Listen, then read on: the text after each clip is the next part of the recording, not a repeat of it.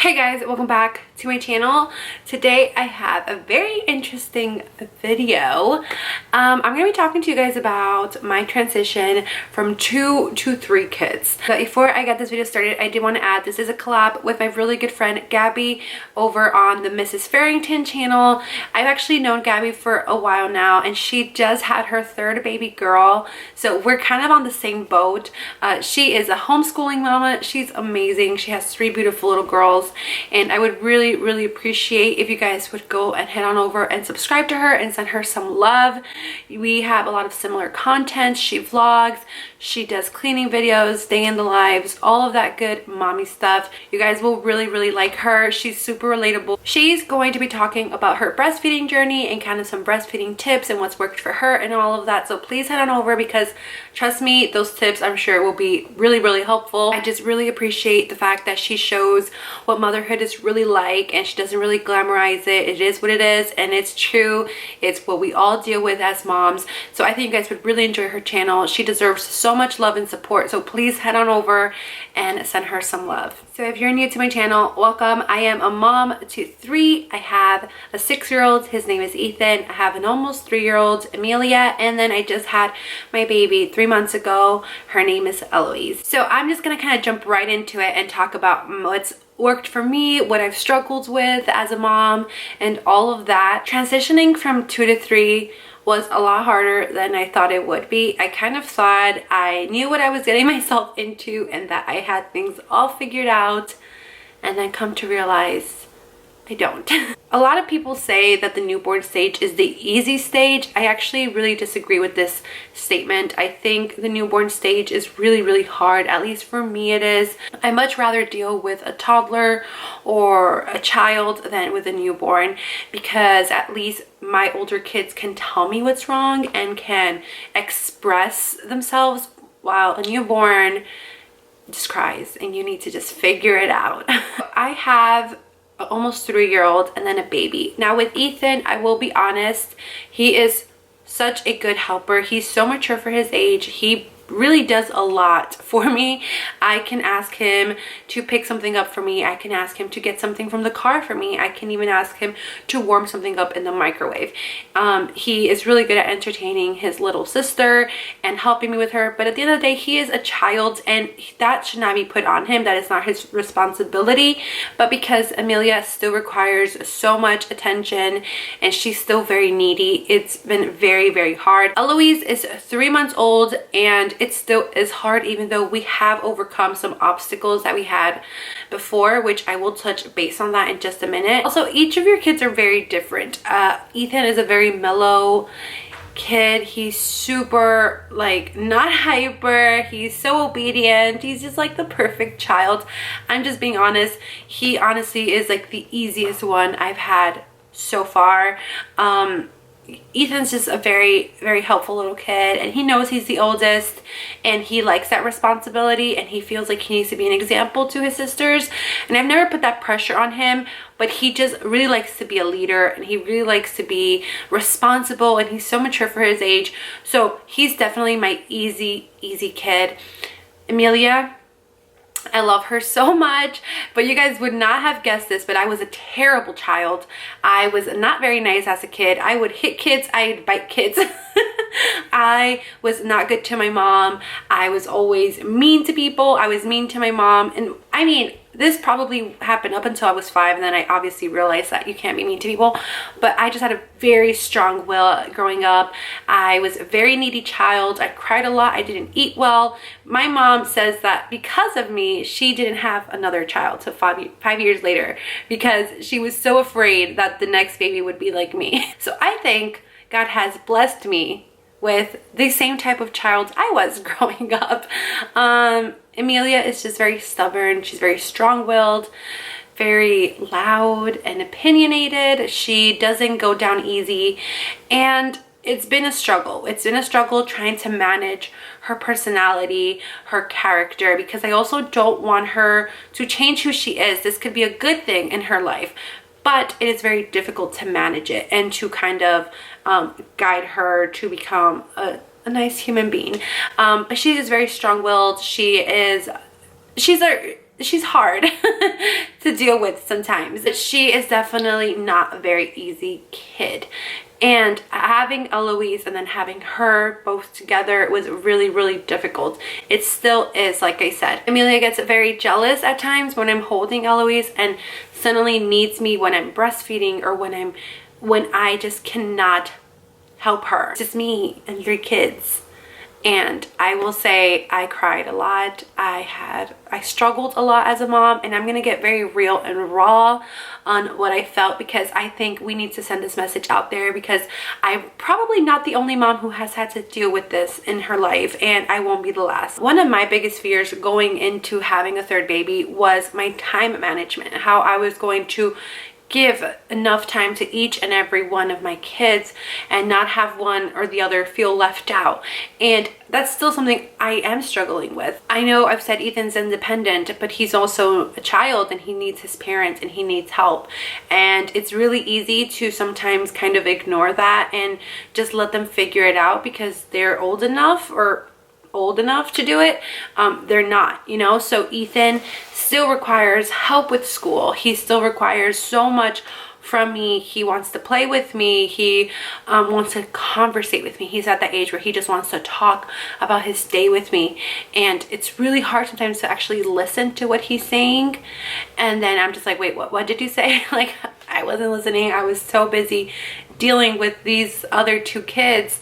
And then Amelia literally wants me to play dolls with her, or she wants me to hold her. She wants me to lay in bed with her. She wants me to watch a movie with her. She's very, very needy. And these are all normal things my kids are going through. They are going through the normal stages in life, but then I have a newborn and a tiny baby that requires me 24/7. There's no break. I can barely get myself to the bathroom. I can barely get myself to take a shower. And it's really hard. So I remember some things that really, really affected me was just the fact that whenever Eloise was crying or Eloise needed to be fed or changed, suddenly either Amelia or Ethan needed something from me, something that at the moment I couldn't get. And I've dealt with so many tantrums. I'm not ashamed to say that my kids throw tantrums, especially Amelia. She throws a lot of tantrums, and it's something we're still dealing with till this day. It's really hard to manage that because I also don't want to be too hard on her. I know she's also going through a transition. She's not the baby anymore. She has to deal with another human being kind of taking her place. So I'm trying to be understanding of her emotions, but at the same time letting her know it's not okay to throw a tantrum and to behave this way when I literally cannot help you right now. And dealing with that has been very hard. You take out your frustration.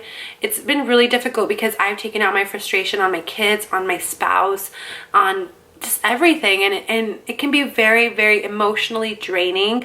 I've questioned myself as a mom because I just feel like my other 2 kids have been abandoned a little, and I'm not ashamed to say that because I think a lot of moms go through this, and we like to portray this perfect life and kind of act like we have it all together. And I mean, for the most part, I know I'm a really good mom and I really try to take care of all of my kids and be fair, but I also know I have my struggles and I have my flaws and that I could improve as a parent. I think we can all improve as parents. So recently I feel like I've finally been able to kind of tackle it and kind of manage it a little bit better. It's not perfect.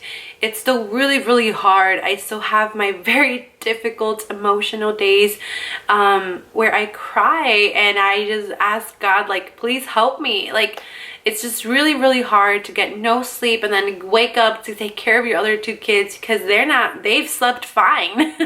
And it's overall, this video is to let you guys know it's hard. It is really, really difficult, and it won't stop being hard. It's just the way it's meant to be. It's meant to be hard. But the good thing is it does get easier, and you just have to constantly keep challenging yourself and telling yourself it's gonna get better, and just making that time, scheduling that time for your other kids. So this is just what's worked for me. Everyone is different, and we all have to just figure it out on our own and what works for us. I only really have help 4 days out of the week, and in those 3 days are when I really, really struggle as a quote-unquote single mom. I just really do. It's so hard for me.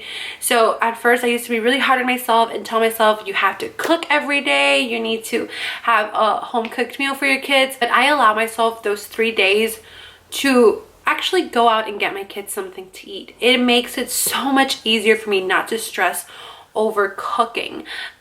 If you can, and I know everyone has different budgets, I know everyone has everyone's lifestyle is so different. If you can, even if it's once a week or twice a week, I encourage you, take your kids out to eat, take them out to lunch or order food, whatever works for you. Take that stress off of you of having to cook. I don't enjoy cooking. It's actually, to me, it's like a homework. It's like really, really hard to get into it. I don't enjoy it, so I make very boring food. This is probably why you guys don't see cooking videos for me, because I really do not enjoy cooking. I never have, and I just cook because I have to cook. I have to feed my family. I don't have the luxury of being able to eat out every day, but I have allowed myself at least once or twice a week to order something or pick up something on the way. I don't have that extra thing to do in the day where I have to plan an entire meal for my family, and I'm thankful that I'm able to do that. I know not everyone can do that, but if you cannot go out and get, I don't know, a restaurant meal or order even McDonald's, who cares? Kids will eat anything, and sometimes you just have to do what's easy. But if you can't do that, you could always, when you go get groceries, you can get a frozen lasagna or frozen pizzas. You can get pizza for the family and just stick that in the oven. Those are easy meals, and I feel like that's really taken so much off of me. Another thing that I've realized helps me is actually getting out. And I know a lot of people like being home, they like staying in, and that's fine. If that's what works for you and you really don't see it affecting you, continue to do what works for you. But for me, it's getting out. It's leaving my house. I feel that Eloise sleeps best when she's out for some reason. I feel like I can entertain my kids better when they're out. When we're home, it can get very boring sometimes. And as much as I try to entertain Amelia or Ethan, the day runs out. And then I realize we've been watching TV most of the day, or he's been playing his Nintendo. And again, I'm not ashamed to say this because I'm not a cookie cutter mom, and I don't think I ever will be. I let my kids watch TV. I let them play on my phone. I let them use their tablets because it's just what's easy for me. But I know that it's not the best, and I know that they shouldn't be watching TV all day or playing on a tablet all day. So I find that taking them out to the playground or even to an indoor mall park or even Target, that really helps them. They look at toys, they want this, they see this, then we go get a coffee, and then we go home, and half of the day is already gone. And that just works for me. I think it's key to have help. You need to have a support system, and you need to be okay with help. I know with me, I had a really difficult time accepting help when I had my second. This time around, I am taking all the help I can get because I've been through it before, and I've had postpartum depression, which I will talk about in another video. So I know what to avoid. And one thing that you need is help. And if I can have my mom here helping me, I'm gonna take it. If I could fly my mother-in-law here to help me, I'm gonna fly her out. If I can have my husband here all day, I would. So you take the help you can get. It doesn't matter if it's not the way you like things to be done. I like things to be very particular. I can be a very picky person, but I've learned to just let go. And when my mom is here, I let her do things her way. When my mother-in-law's here, I let her do things her way. And it just works for me. I get to rest. I get to get help. And I think when you're transitioning from 1 to 2 or 2 to 3 kids, you need to get help, and you need to take that help and not be proud or feel like if you allow someone to help you, it just means that you can't do it. That's not what it means.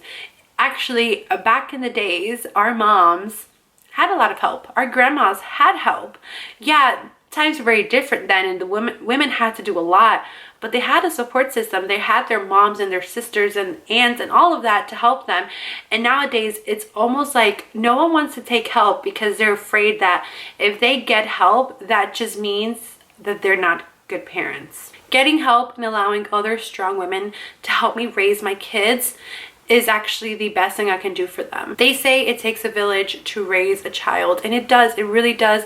My kids learn so much from me and their grandmothers, a lot, and we do things very differently, and they know it. And I like the fact that they can be in any kind of scenario or any place and be completely content, because I haven't accustomed them to just one thing. I've allowed them to be accustomed to several things. We've been out of the country, we've been in different places, we've been with different people, you know, we're surrounded by different cultures, and my kids are okay being here at home, doing things the way mom does them, or being out with grandma, doing things how she does it, and they have no issue with that. And I think it's really important to just take the help you can get, and don't be too picky about it. Let people take control as well. So if you have a support system, take advantage of it and get some help, because we can all really use it. And the last thing that has kind of eased the transition is having even 1 hour to myself in the week. And yes, I say 1 hour in the week,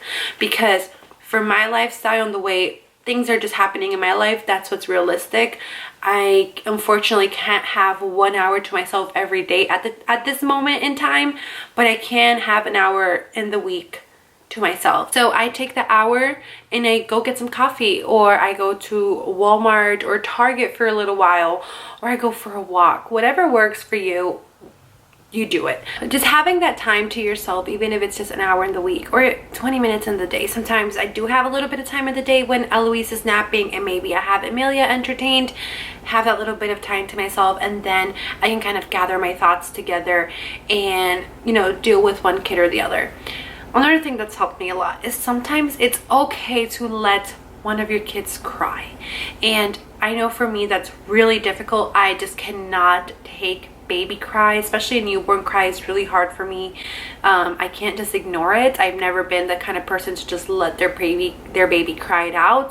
To each their own.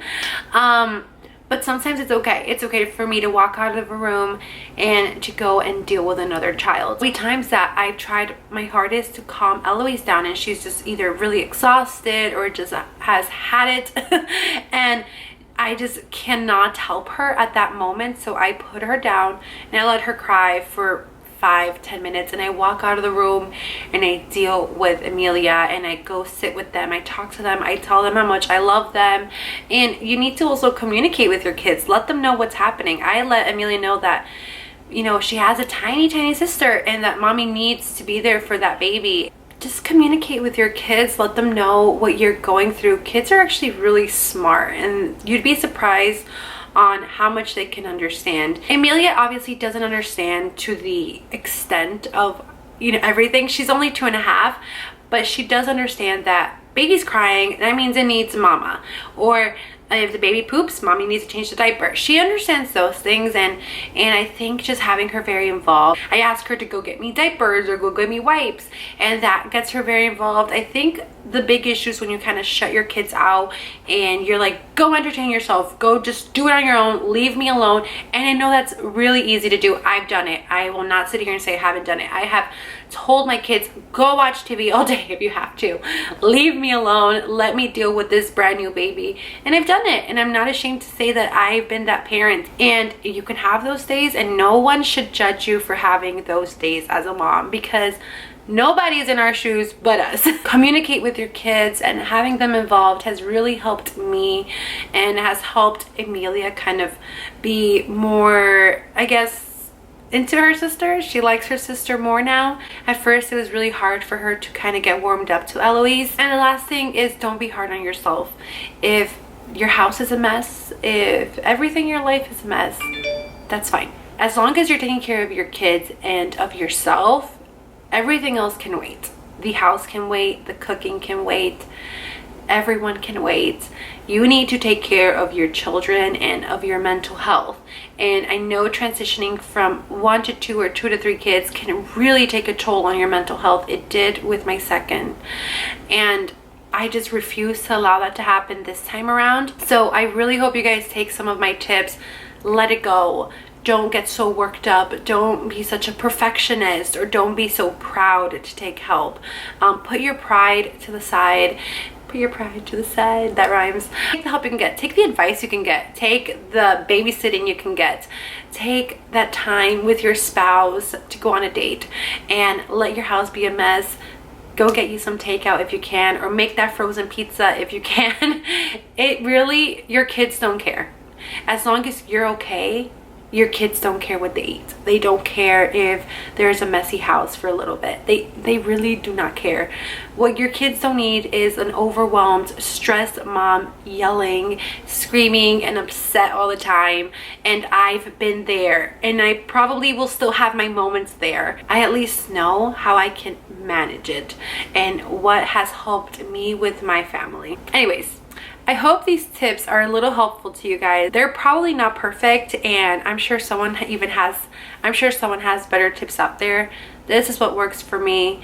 This is what so far has been working for me, is what I meant to say. Please make sure to check out Gabby. I'm going to leave her links below of her video and her channel. Please subscribe, send her some love. You guys will really enjoy her video. Stay tuned for my next video, which will be me opening up about my postpartum depression, and that's going to be a very deep video. I can't believe I'm gonna film a video just dedicated on that, but I think we need to bring awareness, so be on the lookout for that. That should be here in like 1 or 2 days.